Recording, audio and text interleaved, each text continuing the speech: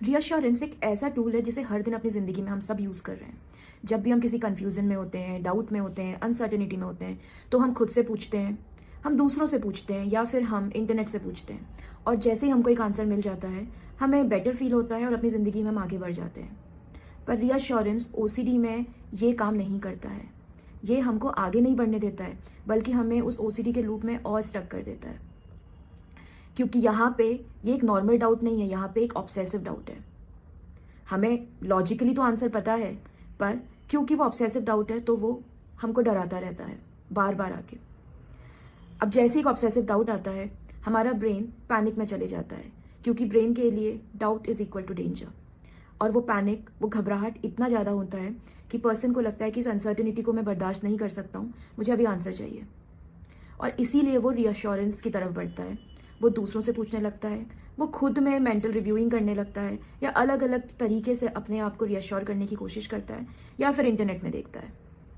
पर जैसे ही वो अपने को रीअश्योरेंस देता है, थोड़ी देर के लिए तो रिलीफ मिलता है, पर थोड़ी देर के बाद वो ऑब्सेसिव डाउट दोबारा आता है, और शायद और ज़्यादा इंटेंसिटी से। और शायद थोड़ा सा रीअश्योरेंस अब हेल्प भी ना करे, अब और ज़्यादा अलग अलग तरीके से रीअश्योरेंस खुद को देना पड़े, और ऐसे ही वो लूप बढ़ता चले जाता है।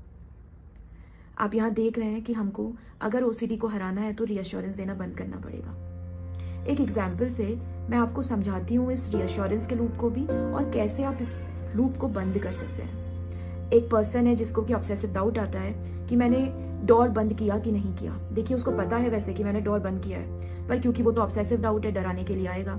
और अब वो क्या करता है, वो अपने बाकी फैमिली मेंबर से पूछता है कि मैंने डोर बंद किया कि नहीं किया।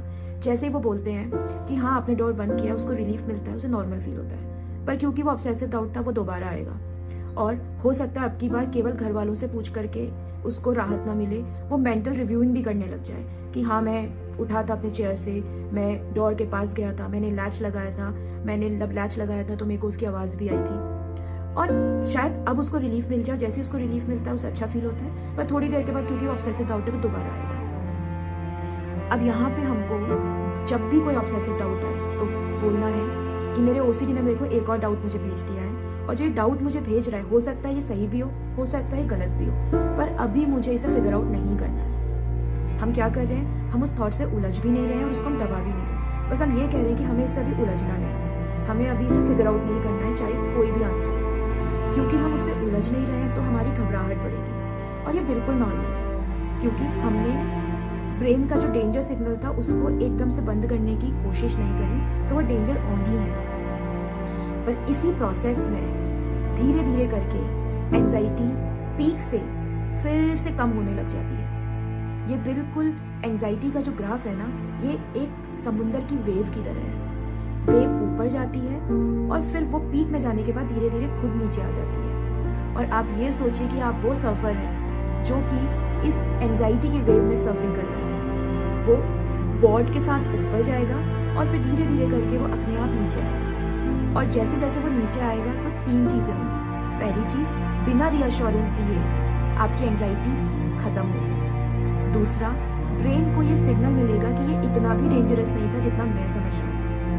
और तीसरा, ब्रेन को अनसर्टेनिटी को टॉलरेट करना और बेटर वे में आने लगेगा। और धीरे धीरे इसी प्रोसेस में आप रियलाइज करेंगे कि आपका जो ओसीडी है वो कम होता जा रहा है, और कब वो मिनिमम से नेग्लिजिबल हो गया आपको पता भी नहीं चलेगा।